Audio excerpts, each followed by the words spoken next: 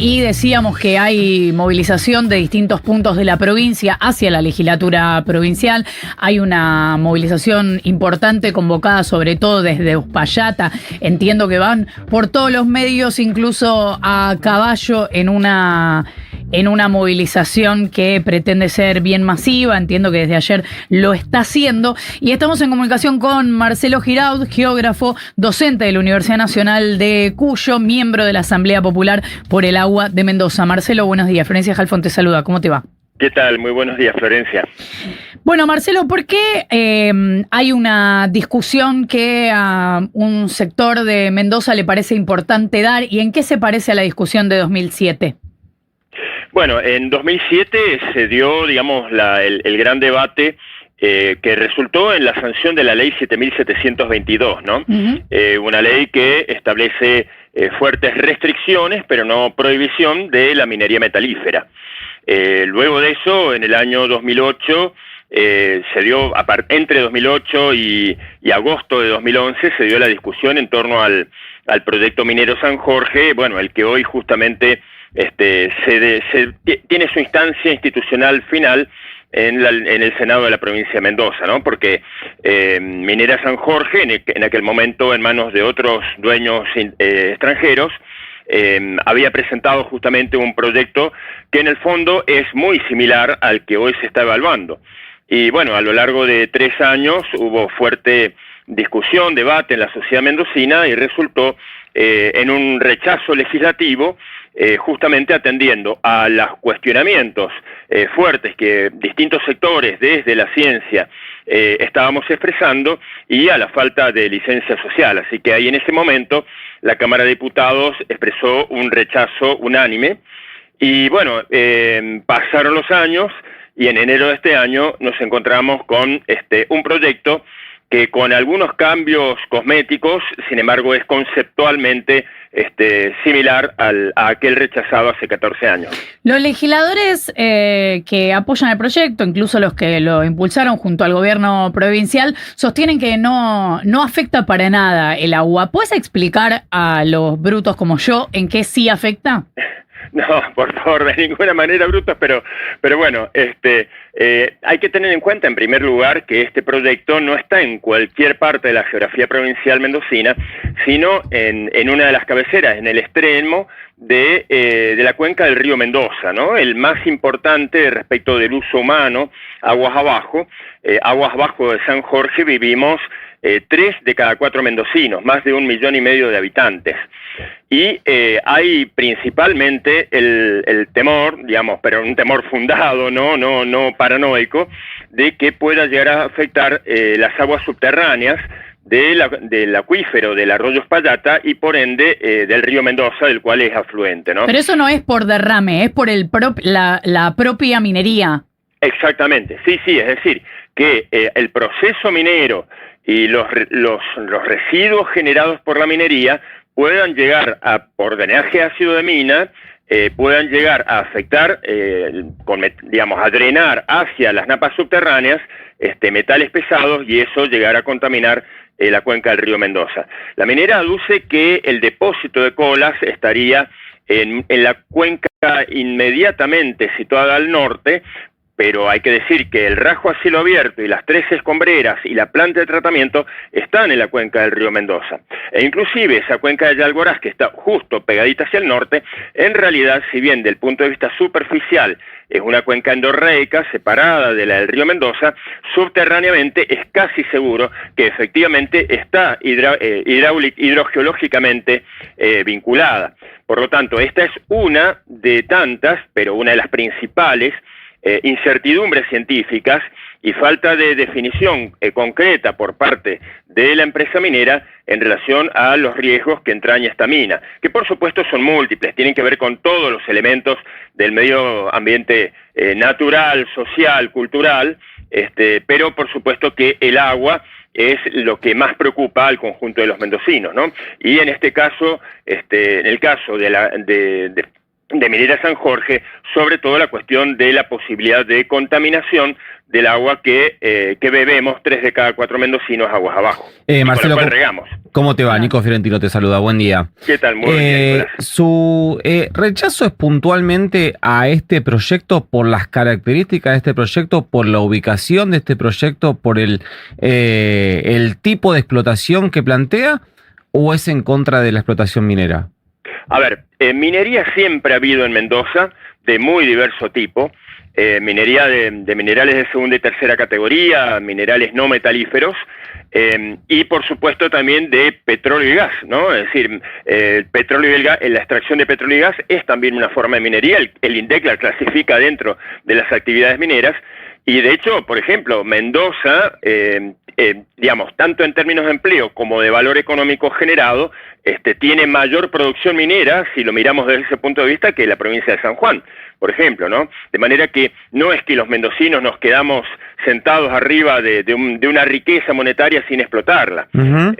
Así que sí, desde las asambleas mendocinas por el agua pura y desde un amplio sector, digamos, desde muchos académicos y científicos mendocinos, hay reparos fuertes con respecto a los proyectos de minería de gran escala o megaminería metalífera, a la luz de las experiencias que podemos ver tanto en nuestro país como en muy diversos países del mundo, y no solamente en los países llamados subdesarrollados, sino inclusive en los países del primer mundo, ¿no? Es decir, es una de las actividades económicas de mayores riesgos de impactos ambientales graves.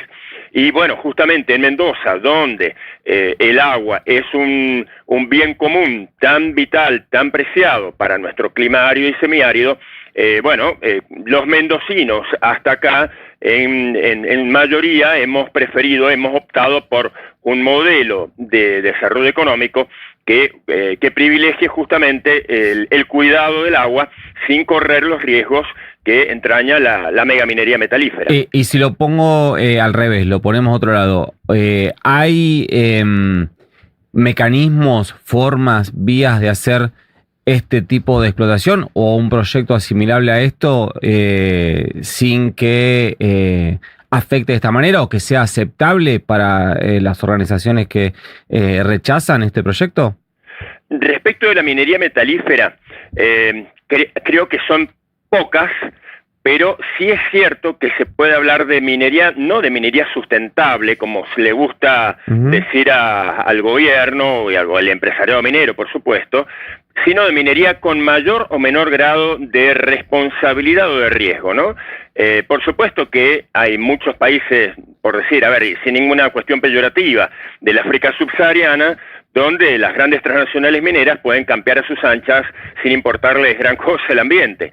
Pero también hay que reconocer que en los propios países del norte, en Estados Unidos, en Canadá, en Australia, hay también importantísimos ejemplos de grandes problemas ambientales causados también por la minería metalífera. Es decir, no es que cada una de las minas del mundo va a generar una catástrofe ambiental, pero, por ejemplo, en Estados Unidos, en las minas que han operado en el último medio siglo, hay, digamos, muestreos, digamos, realizados por geólogos estadounidenses que muestran que el 75% de las grandes minas en operación en Estados Unidos han causado contaminación de las aguas superficiales o subterráneas, incluso aunque los procedimientos de evaluación de impacto ambiental previos predecían que no iba a pasar nada. Entonces, ante esa situación, y las experiencias, sin hablar, por ejemplo, de experiencias como las que hace poco, en los últimos 10 años, ha sufrido Brasil 2 de sus mayores catástrofes ambientales, y no a manos de empresas improvisadas, sino de 2 de las mayores transnacionales del mundo, como son BHP Billiton y Vale, en términos de minería metalífera. En Chile mismo, que nos suelen poner como ejemplo acá a Mendoza, bueno, en Chile es uno de los 3 países de América Latina, junto con Perú y México, con mayor conflictividad en torno a los impactos socioambientales de la actividad minera, ¿no? Es decir, acá en Mendoza, pocos mendocinos están al tanto de la cantidad de veces que el río Aconcagua cayó al río Aconcagua concentrado de cobre, o que el proyecto megaminero Pascualama, uno de clase mundial, en manos de Barrick Gold, fue cancelada definitivamente su construcción por la Suprema Corte de Justicia de Chile en función de la contaminación que durante la construcción, ni siquiera llegando a la operación, había generado. Así que bueno, por supuesto, a ver, no soy fatalista y reitero de que cada una de las minas va a generar un desastre, pero los riesgos son muy altos.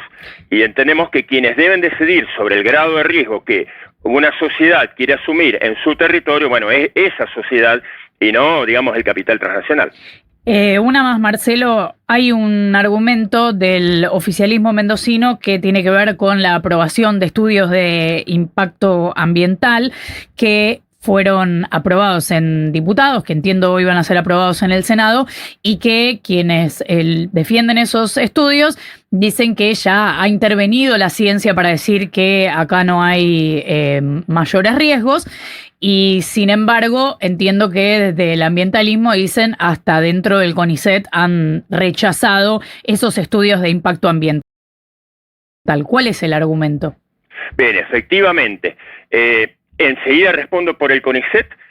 Lo primero que tengo que decir es que el dictamen técnico, el principal, el inicial de toda la serie de estudios científicos respecto del informe de impacto ambiental presentado por la empresa, fue un dictamen durísimo emitido en el mes de abril, de 186 páginas, en el cual los 23 profesionales, digamos, de muy diversas disciplinas, ciencias, que lo integraron, ese panel dictaminador, encontraron que en el 22% de los ítems el informe de impacto ambiental cumplía.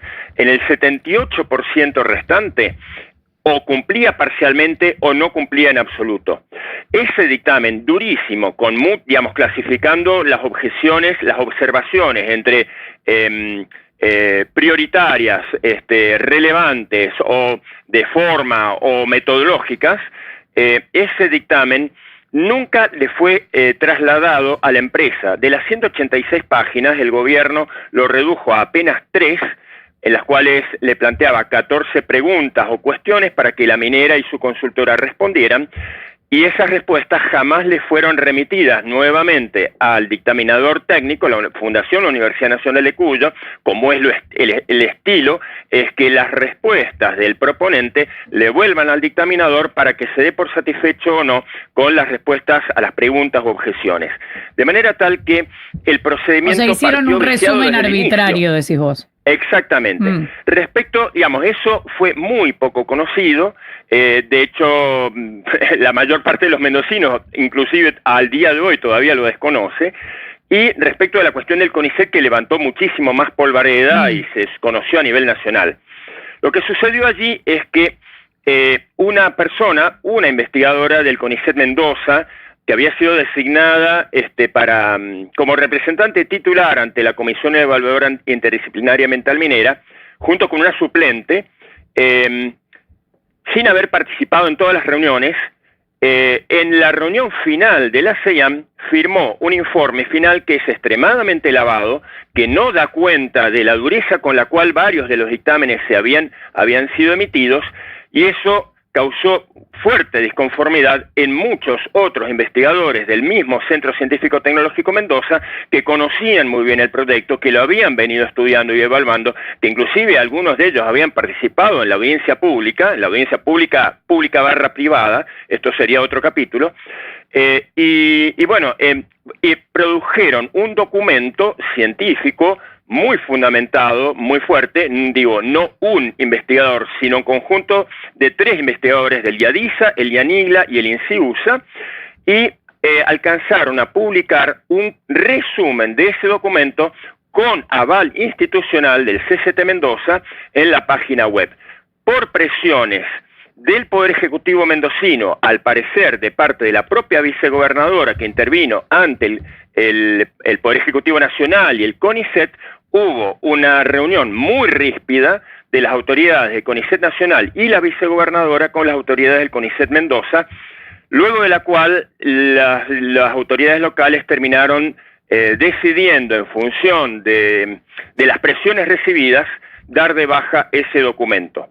Pero digo, de ninguna manera podemos decir que haya un consenso en la comunidad científica mendocina de que este proyecto tenga lo que podríamos llamar licencia científica. Y de hecho, en ello se va a basar, en este tipo de cuestiones se va a basar lo que seguramente vendrá luego, si hoy sale aprobado, que es un recurso de inconstitucionalidad ante la Suprema Corte Mendocina, más recursos de amparo, por justamente la gran cantidad de incertidumbres científicas que sustentan esta una DIA condicionada a la presentación de futuros informes que en realidad deberían haber sido parte del proceso presentados antes de emitir la aprobación ambiental. Es Marcelo Giraud, geógrafo, docente de Uncuyo y miembro de la Asamblea Popular por el Agua de Mendoza. Gracias, Marcelo, por habernos atendido. No, por favor, al contrario, Florencia, muchas gracias a vos, a Nicolás y a toda la audiencia. Un abrazo.